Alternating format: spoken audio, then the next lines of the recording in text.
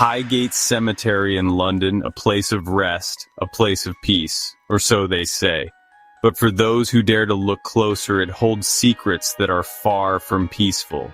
But beneath the tranquil facade whispers something sinister.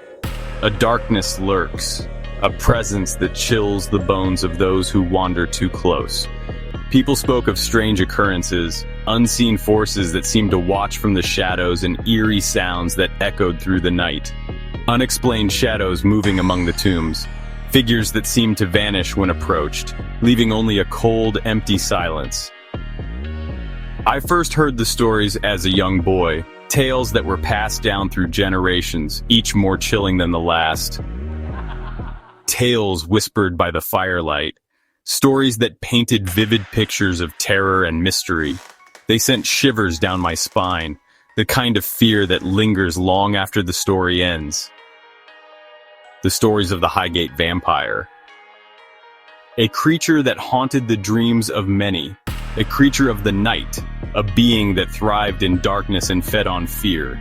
Said to roam the cemetery grounds, its presence felt by those brave enough to venture there after dusk. They called it a vampire. A tall, dark figure with piercing red eyes that seemed to see into your very soul. They said it drained the life from its victims, leaving behind lifeless bodies, pale and cold, animals found drained of blood, their lifeless forms a grim reminder of the terror that lurks, their bodies left near the cemetery gates as if to warn others of the danger that lay within. I never believed those stories then, just silly superstitions, tales to scare children. But something about the cemetery always unsettled me, even in broad daylight. There was an air of unease that I couldn't shake. There was a coldness in the air, an oppressive silence, as if the very ground held its breath, waiting for something to happen. The reports started trickling in, whispers at first, then more frequent, more urgent. People claimed to have seen it.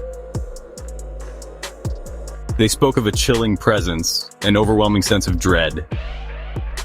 One woman, visiting her grandmother's grave, described seeing a tall figure standing over her with eyes that glowed red. She ran, terrified, leaving behind her purse and flowers. A group of teenagers, daring each other to enter the cemetery at night, claimed to have been chased from the grounds. They said they saw a dark figure leaping over the cemetery walls with eyes that burned like hot coals. The stories spread like wildfire. Fear gripped the community. People avoided the cemetery. Those who dared to venture near spoke of an oppressive atmosphere, a feeling of being watched, of being hunted. The media caught wind of the story. Headlines screamed about the Highgate Vampire. The story became a national sensation. People flocked to the area, some out of curiosity, others to hunt the creature down. Self-proclaimed vampire hunters descended upon Highgate Cemetery, armed with crucifixes, stakes, and garlic. They claimed to have the knowledge and the tools to stop the creature. The police were overwhelmed. They tried to maintain order, but the crowds were too large, too determined. The cemetery became a battleground, a clash between believers and skeptics. Local residents lived in fear. They barricaded themselves in their homes, afraid to venture out after dark. The once peaceful community was not gripped by terror. Friday, March 13th, a date etched in infamy, a day of madness. The tension reached a fever pitch. A large crowd gathered at the cemetery gates, determined to confront the creature. They surged into the cemetery, a mob fueled by fear and adrenaline. They fanned out among the tombs, searching for any sign of the vampire. The air crackled with anticipation. The night was filled with shouts, the crashing of tombstones. The eerie silence of the graveyard shattered. But the vampire, if it ever existed, was nowhere to be found. The crowd dispersed as quickly as it had gathered, leaving behind a trail of destruction. Broken headstones, trampled flowers, and a lingering sense of unease. The Highgate Vampire was never found. Was it all a hoax? Or did something truly sinister stalk the cemetery grounds? The questions remain unanswered, and many believe that some things are best left undisturbed.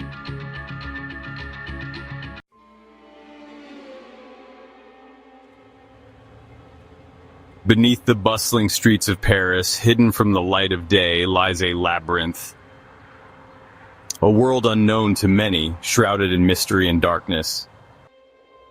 A maze of tunnels stretching for miles known as the Paris Catacombs. These tunnels, carved out of limestone, have witnessed centuries of history. A city of the dead, an underground ossuary that holds the remains of over 6 million people. Millions of souls rest there, their bones stacked high. Each bone tells a story, a silent witness to the past. A testament to lives lived and lost, the catacombs are a somber reminder of our own mortality, a place of quiet reflection, a sanctuary for those seeking solace in the midst of chaos.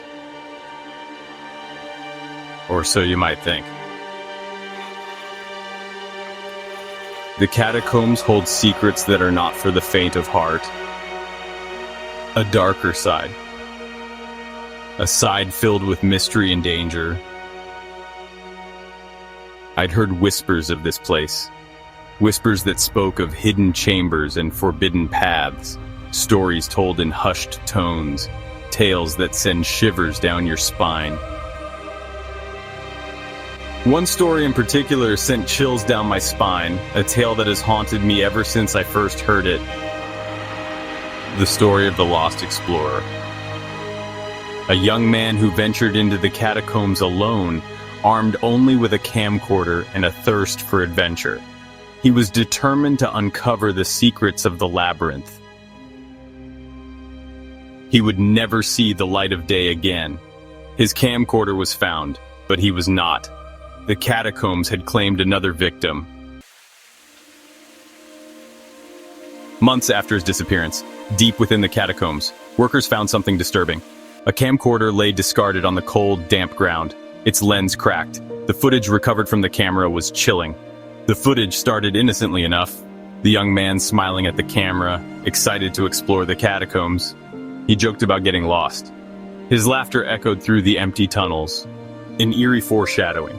He ventured deeper into the labyrinth. The tunnels grew narrower, the air thick with the smell of dust and decay. The camera shook in his hand.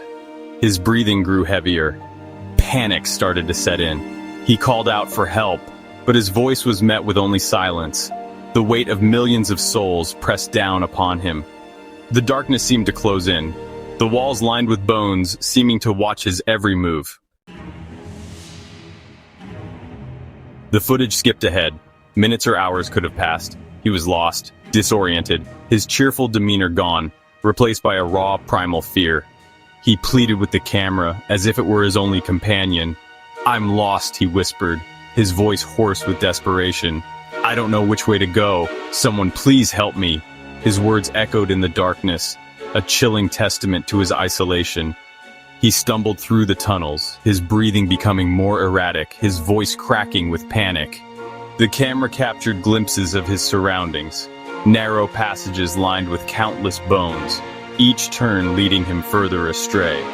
He began to hallucinate, seeing things in the darkness, hearing voices whispering his name, the weight of the catacombs crushing his spirit, hope fading with each passing moment. The footage became increasingly frantic, the camera spinning wildly, capturing only fleeting glimpses of the explorer's descent into madness as he screamed for help. His voice was ragged and raw. The camera hit the ground. The image jolted violently.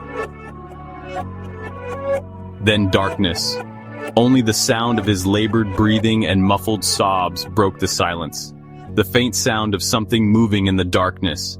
Then silence. The footage ended there. A chilling reminder of the unforgiving nature of the catacombs. The young man's fate remains unknown.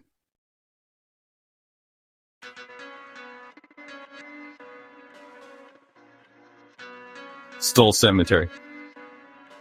Even the name sends chills down your spine. It sits on a windswept hill in Kansas. They say it's one of the 7 gateways to hell, where evil seeps into our reality. I first heard the stories as a teenager, stories of strange occurrences, of ghostly apparitions and unexplained events.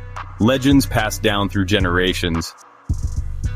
They say the devil himself walks there on the stroke of midnight, on Halloween night and the spring equinox.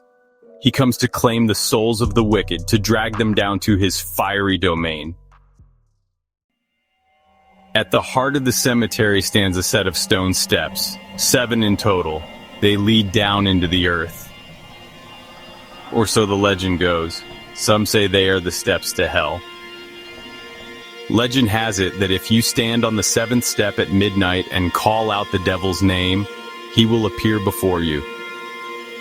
But be warned, those who have tried have never been seen again.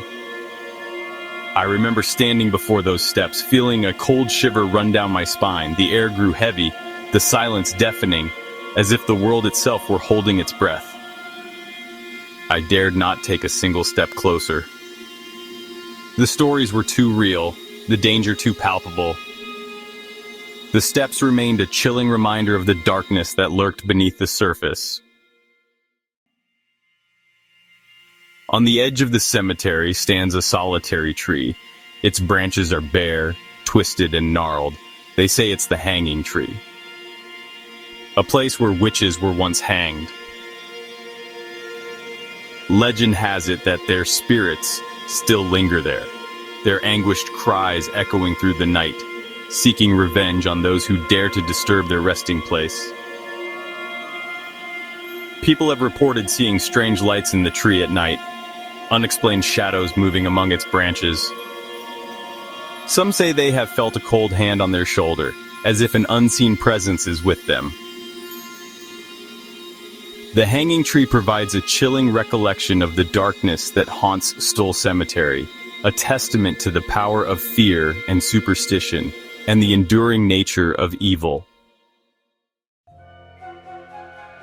A church once stood on the cemetery grounds, a place of worship, but even its sacred ground couldn't escape the darkness that plagued Stoll Cemetery. The church is gone now, destroyed by fire, but the legends remain. They say the church was immune to rain, that even during the fiercest storms the interior remained dry, as if protected by some unseen force. Some say the devil himself sought refuge in the church, that it served as a meeting place for him and his followers, a place where they performed their dark rituals. The church may be gone, but the stories persist and remind us that even in the most sacred of places, evil can find a foothold.